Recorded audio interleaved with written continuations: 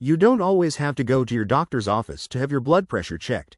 You can monitor your own blood pressure at home. This is especially important if your doctor recommends that you monitor your blood pressure on a regular basis. Tips for checking your blood pressure. Certain things can cause blood pressure to temporarily rise. For example, blood pressure normally rises as a result of stress, smoking, cold temperatures, exercise, caffeine, certain medicines. Try to avoid as many of these factors as you can when taking your blood pressure. Also, try to measure your blood pressure at about the same time each day. Your doctor may want you to check your blood pressure several times during the day to see if it fluctuates.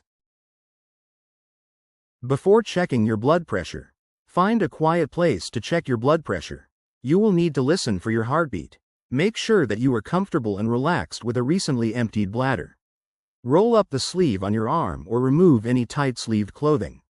Rest in a chair next to a table for 5 to 10 minutes. Your arm should rest comfortably at heart level.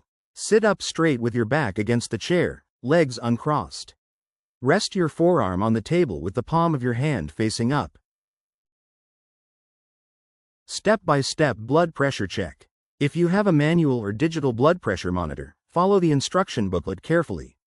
The following steps provide an overview of how to take your left arm blood pressure on either a manual or digital blood pressure monitor. Simply reverse the sides to take a blood pressure in your right arm. 1. Locate your pulse. Locate your pulse by lightly pressing your index and middle fingers slightly to the inside center of the bend of your elbow. If you cannot locate your pulse, place the head of the stethoscope or the arm cuff in the same general area. 2. Secure the cuff. Slide the cuff onto your arm, making sure that the stethoscope head is over the artery. The cuff may be marked with an arrow to show the location of the stethoscope head. The lower edge of the cuff should be about 1 inch above the bend of your elbow. Use the fabric fastener to make the cuff snug but not too tight. Place the stethoscope in your ears if you are using a manual monitor. Tilt the ear pieces slightly forward to get the best sound. 3. Inflate and deflate the cuff. If you are using a manual monitor, hold the pressure gauge in your left hand and the bulb in your right. Close the airflow valve on the bulb by turning the screw clockwise. Inflate the cuff by squeezing the bulb with your right hand. You may hear your pulse in the stethoscope. Watch the gauge. Keep inflating the cuff until the gauge reads about 30 points above your expected systolic pressure. At this point, you should not hear your pulse in the stethoscope. Keeping your eyes on the gauge, slowly release the pressure in the cuff by opening the airflow valve counterclockwise. The gauge should fall only 2 to 3 points with each heartbeat. Listen carefully for the first pulse beat. As soon as you hear it, note the reading on the gauge. This reading is your systolic pressure. Continue to slowly deflate the cuff. Listen carefully until the sound disappears. As soon as you can no longer hear your pulse, note the reading on the gauge. This reading is your diastolic pressure. Allow the cuff to completely deflate. You'll get the most accurate reading if your arm is held straight. If you released the pressure too quickly or could not hear your pulse, do not inflate the cuff again. Right away, wait 1 minute before repeating the measurement. Start by reapplying the cuff.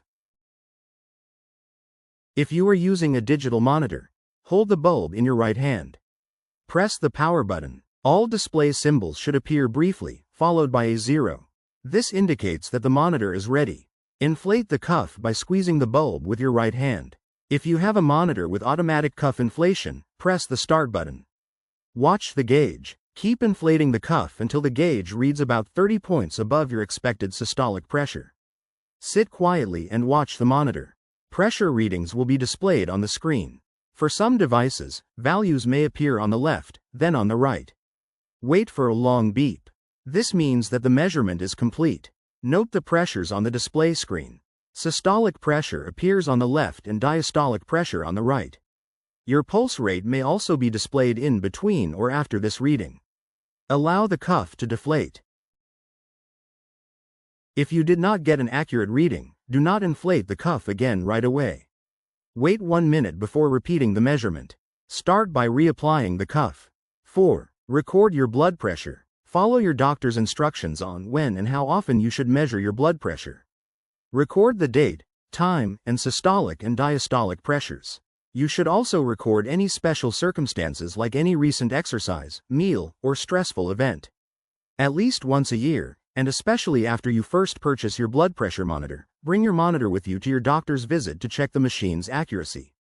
This is done by comparing a blood pressure reading from your machine with one from the doctor's office machine. How often can you take your blood pressure? Follow your doctor's instructions for when and how often to check your blood pressure. A good starting point is twice per day, taking 2 or 3 readings each time. Keep in mind that certain factors can cause blood pressure to temporarily rise. Blood pressure normally rises as a result of stress, smoking, cold temperatures, exercise, caffeine. Avoid these factors when taking your blood pressure. Also, try measuring blood pressure at about the same time each day.